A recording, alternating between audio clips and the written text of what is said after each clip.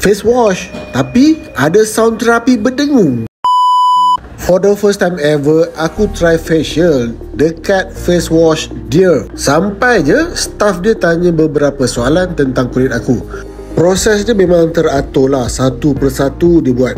Foam wash biar muka tu bersih, fresh, and then the scrub, buang sel kulit mati, wap supaya pori-pori terbuka, extraction untuk blackhead, whitehead, semua clear. Dan part yang paling rare, sound therapy, frekuensi bunyi yang menenangkan. Dia ada relaxing effect yang mana for me, I think this is a very holistic approach, very relaxing, and I do believe this kind of approach yang akan very helpful in terms of you buat treatment, and then your mind has to synchronize and getting that better result. Wow. In total lebih kurang 90 minit. Staff dia friendly and tahu apa dia buat.